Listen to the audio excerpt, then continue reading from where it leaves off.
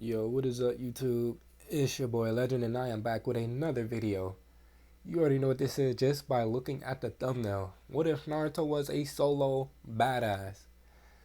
Now, if you guys like this video, make sure to hit that like button, subscribe while you're at it. Now, seriously, subscribe. Like goal for this video is going to be 5 likes. Hit that like button. Get this to 5 likes. You'll get the next video faster. But without further ado, let's just get into this intro so we can start this what if. さすがは仮にも影の名を背負う忍びたちだ。ならば内浜田らも全力で答えよう。おかげも何も全てが無駄になることに。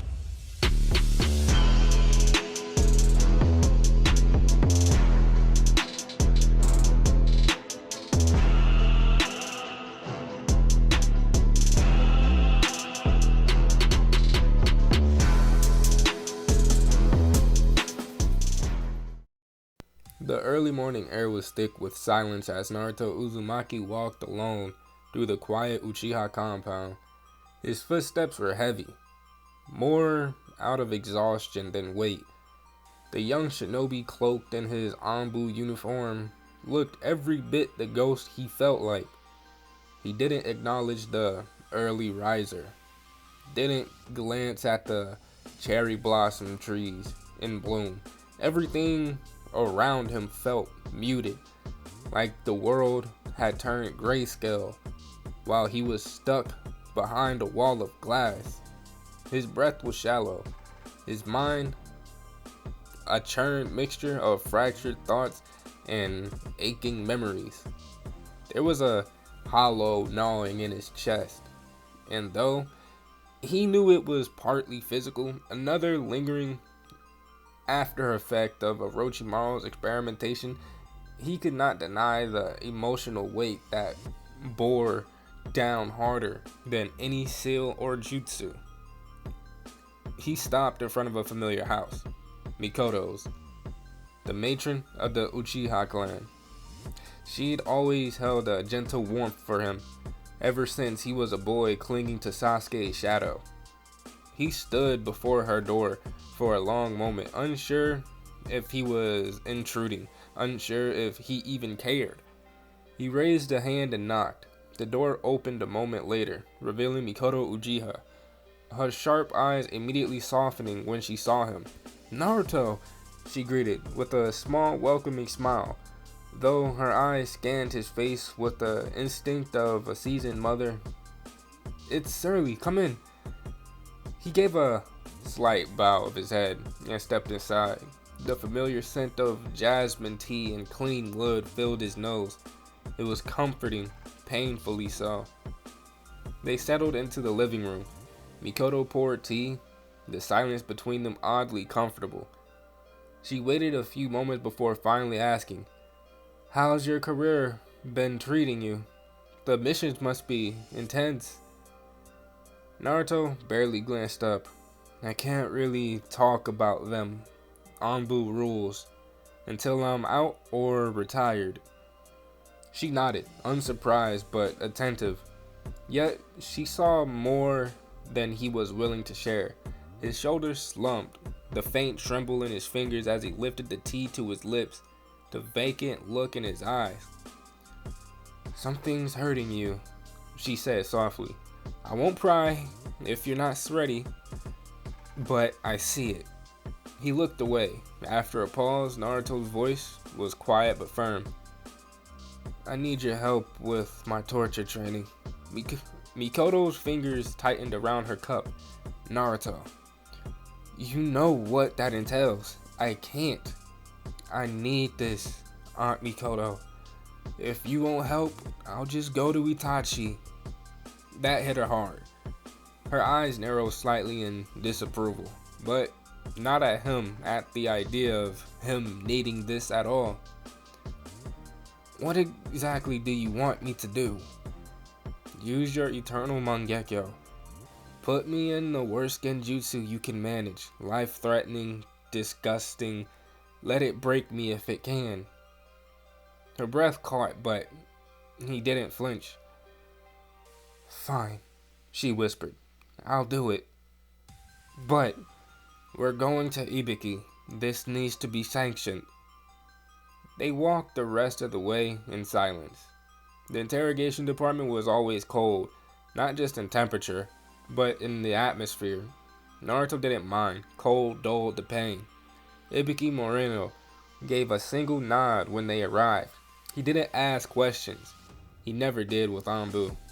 An hour later, the training begun. It was brutal. Day by day, Naruto was broken down. His body was stripped of substance, water, and comfort. His nails were torn out. His wrists nailed to reinforced chairs. He bled. He screamed. He hallucinated. But he never broke, not once. On the 7th day, Mikoto stepped forward. Her eternal Mangekyo Sharingan spun to life. This is your final test, she said quietly. Naruto met her gaze, and then he was in Tsukuyomi. 3 days of mental torture, compressed into mere seconds. Within that twisted illusion, he lived and relived pain that defied imagination. Every failure, every loss, every betrayal, Orochimaru's lab, some surgeries, the fear, Ino's disgust. Ino. She had seen him. She sat there. She was there, working her shift. She hadn't meant to see it. But the interrogation path she walked brought her past him every day. And she had seen him. Tied, nailed, bloodied. 70% of his body was covered in crimson. His head drooped, mouth parted, a slow trickle of blood falling from his lips. His eyes were barely open, and they were vacant. Not there, not anywhere. She had loved him, even now, despite what she thought she'd seen. Despite the betrayal, her heart ached. She watched as his body convulsed, as he gasped and snapped out of the genjutsu. She watched him wince, tugging at his nailed down wrists. He passed. The seals were removed. The moment Kyuubi's chakra flowed freely again, his body began to regenerate. Bones cracked back into place. Skin stitched itself back together, nails reformed, bruises faded. 15 minutes later, and he stood whole. But his mind, that remained a fortress. It never broke. The next day, Naruto stood before Tsunade. His body cleansed, but his voice still hoarse. I want to talk to you about Guren and Yukimaru. Tsunade sat behind her desk, hands steepled. Go on. Guren's not evil. She just wants to protect Yukimaru. She could have told Orochimaru about me, but she didn't. She helped poison Kabuto. She saved me. She saved him. She wants to be a mother to that boy, and that's all. Tsunade studied him, and Naruto continued.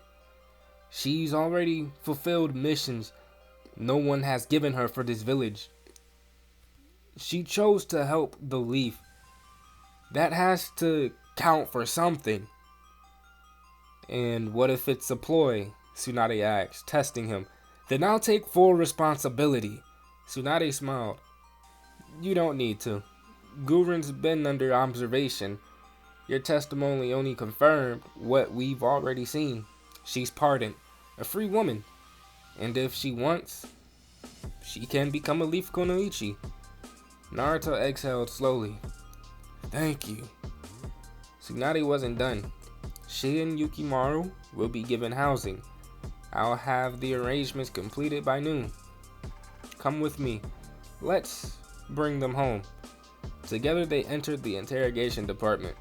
Yukimaru clung to Guren, both visibly exhausted but unharmed.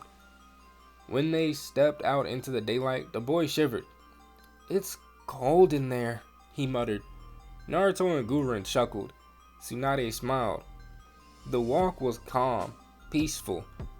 For the first time in months, Naruto felt the ache in his chest ease just a little bit. They arrived at a small house nestled in a quiet district. Tsunade handed Gurren a set of keys. "Welcome home."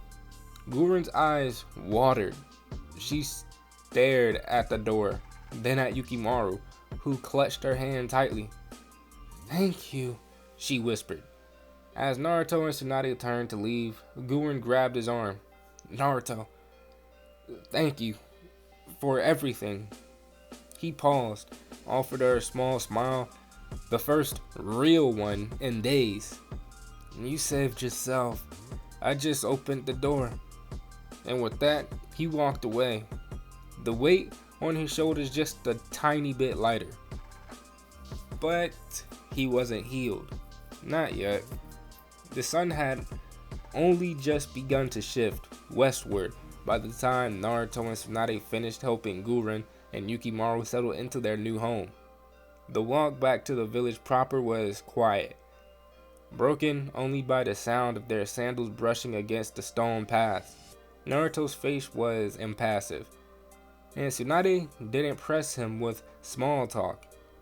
She could see the tension in his shoulders and knew better than to force anything from him right now. As they reached the split in the path near the Hokage Tower, Tsunade paused. "You've done good today," she said. Naruto nodded slightly, but didn't slow his steps. His eyes were fixed forward, distant, heavy. Tsunade watched him from a distance a moment longer, then turned away, the soft clack of her sandals fading into the wind. Naruto made his way toward the marketplace, not to shop, but to take the long way home. He needed to think, needed time, needed space. But fate had a cruel sense of timing. He turned a corner near the flower shop and there she was, Ino. She looked like she hadn't slept in days.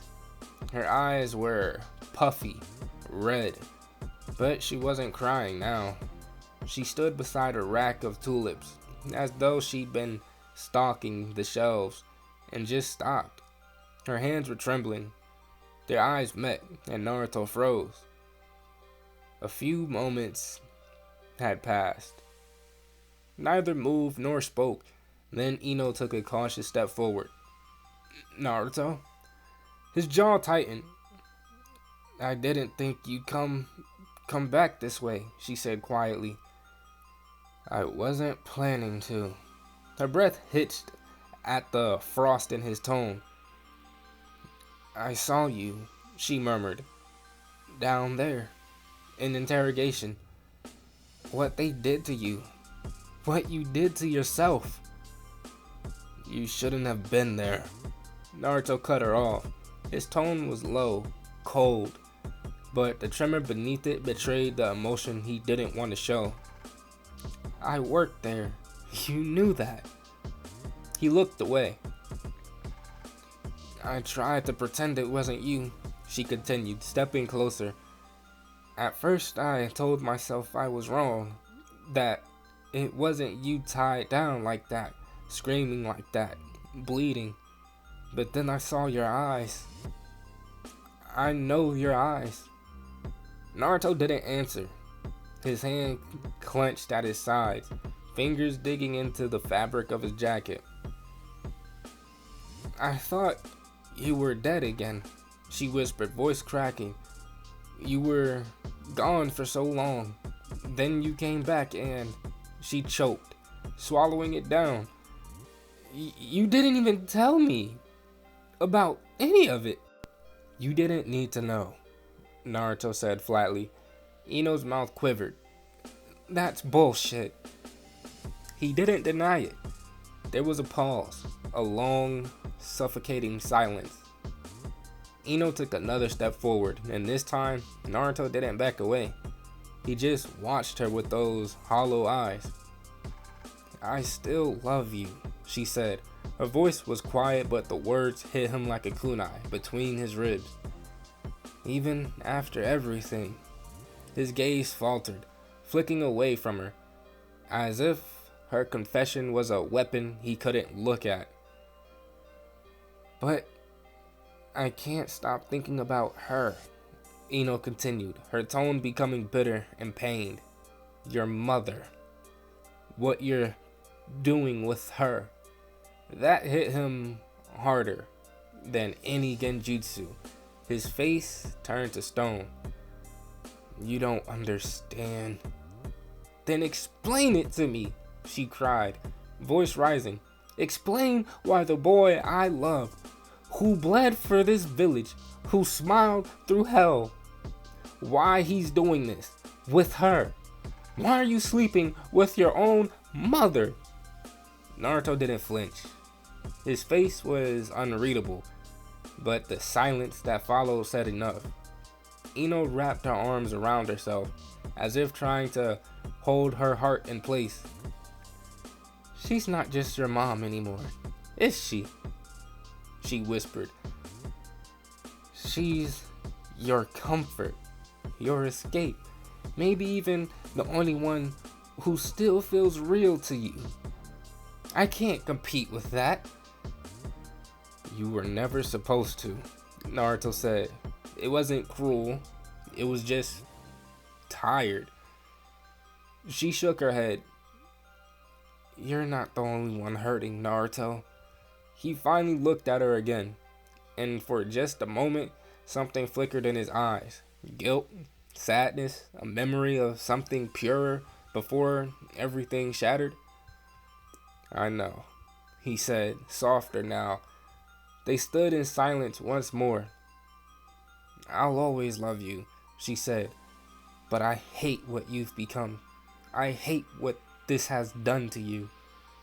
Naruto nodded slowly. I hate it too.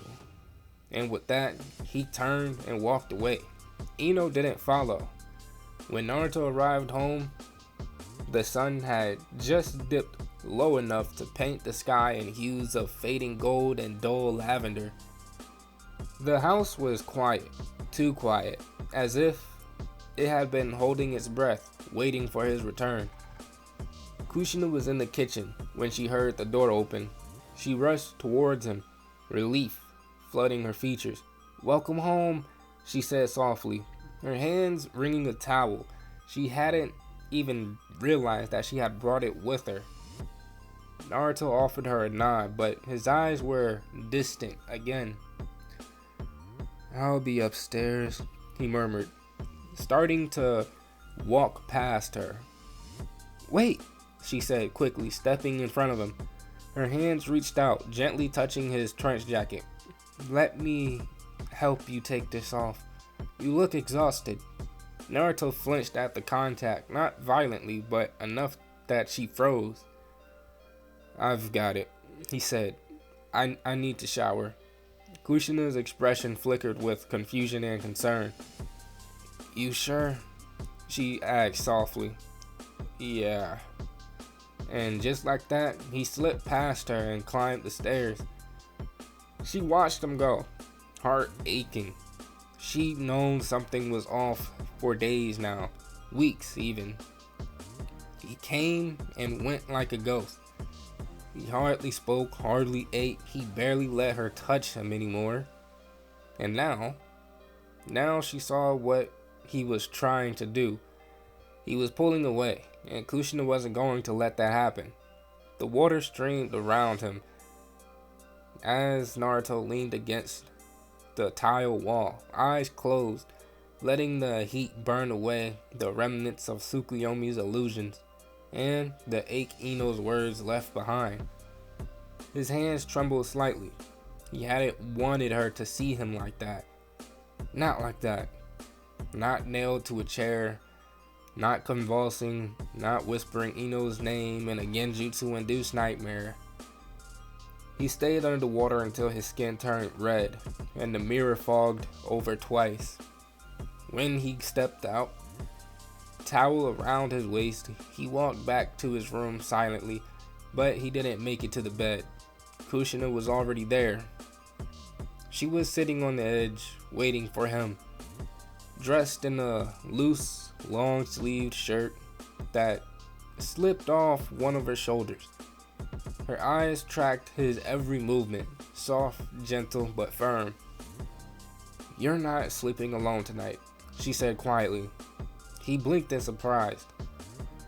"Mom, no," she interrupted, standing and walking towards him.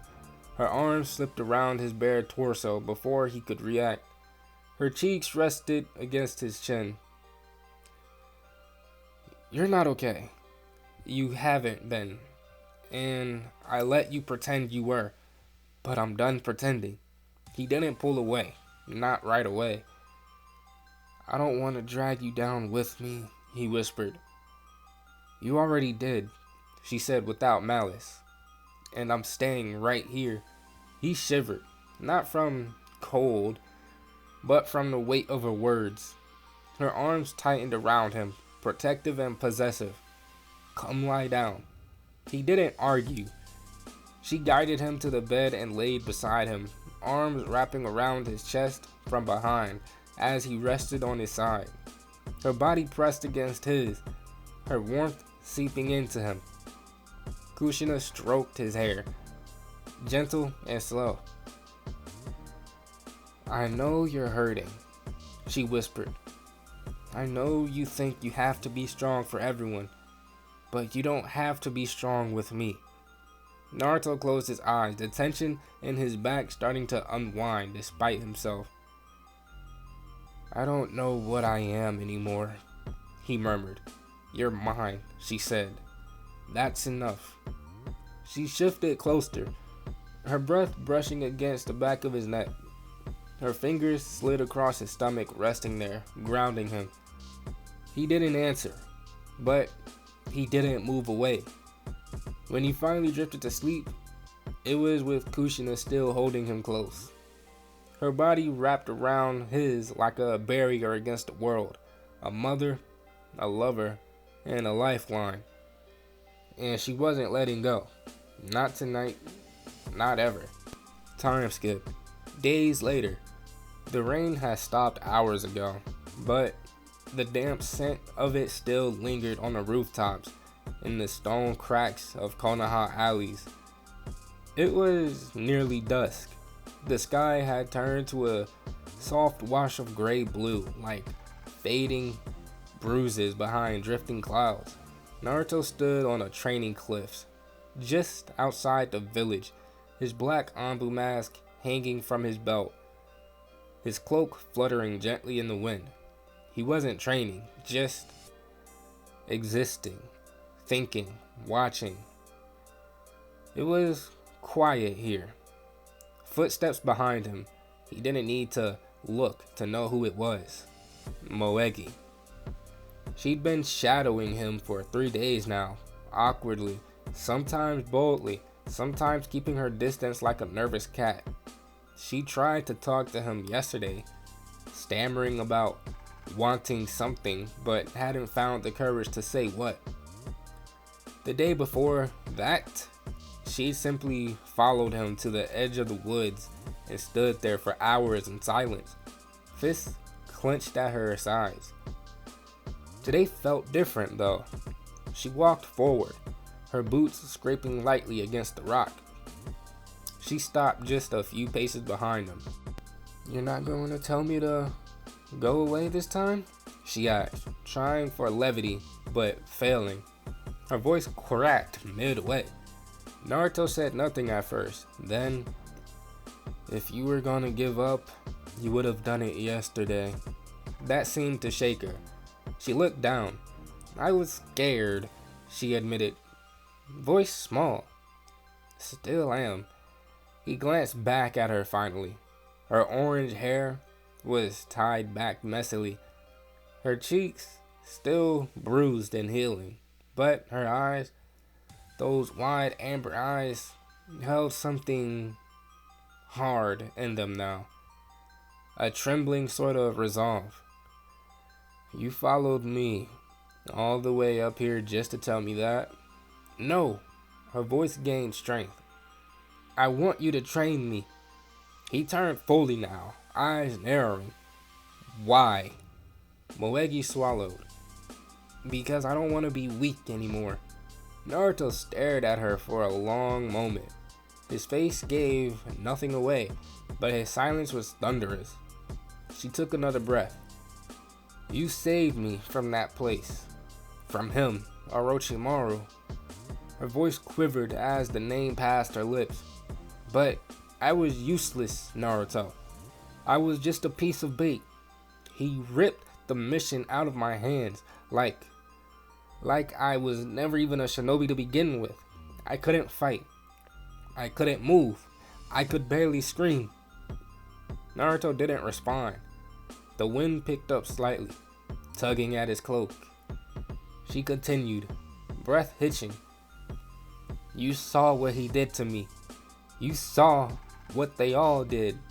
I've been a spy for the village since I was 12. My job was to be invisible, unnoticeable. But now that I've been noticed, now that they saw me, I don't want to be invisible anymore. I want to be strong. She stepped forward until there were only inches between them. I want to be like you. That made something shift in his expression. A flicker of something in his eyes. Pain, regret, fear. You don't know what you're asking. I know exactly what I'm asking, she snapped. I want to go on missions with you, Anbu missions. I want to see the world the way you do. If it breaks me, then fine. At least I'll choose to break, not just be someone else's victim again. Naruto stared at her. There was too much in her face. Raw emotion, desperation, fury, grief, all of it, cramped behind those trembling eyes. He knew that look. He had that look. You're still healing, he said quietly.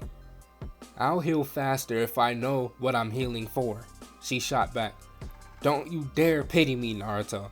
I didn't come to you for some damn sympathy. Another silence stretched between them. Her fists were clenched tightly and her knuckles had gone white. I won't go easy on you, he said finally. I won't hold back. You'll hate me. You'll want to quit. Every mission we go on might be your last. You won't sleep. You won't eat right. Your morals will get crushed. Your hands will shake every time you touch a kunai. Is that really what you want? Moegi nodded.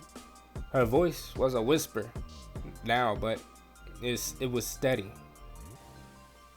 If it means I can protect myself, yes.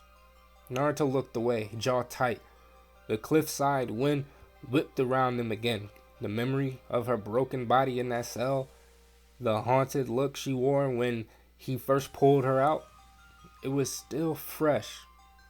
And now, here she was, standing on her own, asking not for safety, but strength. Not for mercy, but purpose. He closed his eyes. 3 more days, he said quietly. Moegi blinked. What? Follow me. Watch me. Don't ask questions. Don't speak unless I speak to you. Don't let me out of your sight. If you can keep up, really keep up, then I'll train you. Not before. Moegi's breath caught. Then she nodded fiercely. 3 days. Got it. He turned and started walking again, back toward the village. Don't be late tomorrow, he murmured. And get some sleep. You'll need it. The next 3 days were a brutal blur. Naruto didn't slow down. He vanished before dawn and reappeared in unexpected places. Sometimes outside the Hokage Tower, sometimes at the far ends of the training fields, once even inside the hospital morgue. He gave no schedule, no hint of where he was going next. Moegi had to learn to track him, to sense him through crowded streets and chakra obfuscation. She ran herself ragged, skipped meals, slept in alleyways just to stay close. On the third night, she collapsed outside the bakery, gasping, face cracked with the dust and blood from sparring match. She had barely survived with the shadow clone he had sicked on her. Naruto stood nearby, arms folded, impassive. "You're too slow," Moegi growled through clenched teeth. "Then make me faster." He stared down at her. She met his gaze. For once, her legs were too numb to even stand, but her eyes were burning. He offered a hand. "Fine. You passed." She took it. Later that night, as they stood atop the Hokage monument, Naruto sat with his back against the stone face of the fort. "You'll start real training tomorrow. Physical first, then mental. You'll do my missions with me. But you're not in Nambu. Not yet." Moegi sat beside him, exhausted but smiling faintly. "Okay." He turned to her. "If I ever say you're done, you listen. No questions, no pride. You do not argue. You run if I tell you to." She hesitated, then nodded. "Deal." The stars above them blinked to life, silent witnesses to the promise made on that cold stone peak. And beneath the hard, unflinching mask Naruto wore, a quiet pride stirred. She was broken, but she hadn't shattered. And now she would rise with him. Scene change. Orochimaru's main base, southern hideout. A sickly green hue pulsed from the dim overhead lights, flickering across the damp stone walls of Orochimaru's lair. The air was thick, metallic and moist, reeking of stagnant chakra and dead experiments. The hum of chakra ceiling seals throbbed low and rhythmic in the walls, like the heartbeat of something ancient and vile. The silence wasn't empty. It was expectant. Chains rattled softly on the examination table at the center of the room. Taiya Uzumaki lay motionless beneath them. She was no longer the fiery, foul-mouthed teenager who once cursed the heavens. She had grown, sharper in bone and strength, but time had not been kind. A black mark shaped like coiling tomo pulsed just beneath her collarbone. Orochimaru's curse mark, quietly dormant for years. Her hair was tangled red, her skin pale from the absence of sunlight. But what drew the eyes were the eyes. The implanted Renegon, foreign and terrifying, sat silently in her sockets like two ancient gods forced into mortal flesh. Above her, Orochimaru loomed, not in a disguise, not in a body that was borrowed. This was his true form, elongated, grotesque, half shed and glistening with serpentine mucus. He slithered closer, trailing blackened fluid, his body slack and unhinging like a snake preparing to strike.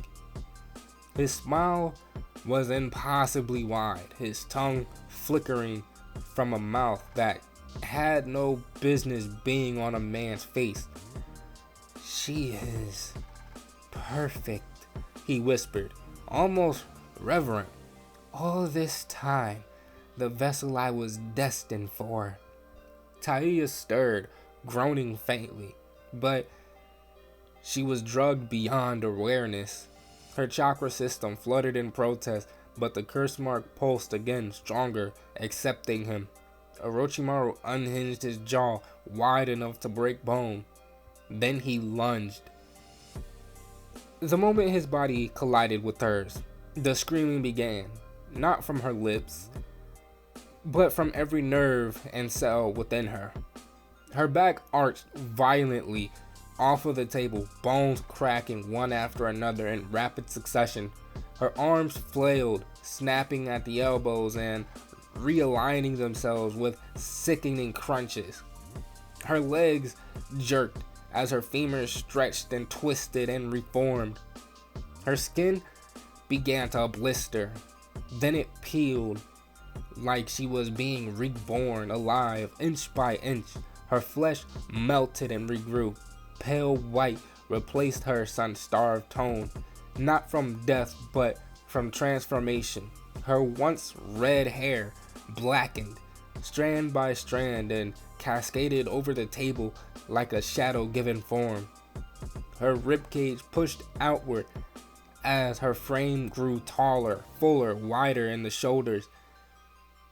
With the quiet power of the serpent curled and coiled beneath every muscle. And through it all, Orochimaru's body sank deeper into hers. The two were becoming one. The curse mark ignited, glowing like a brand across her chest.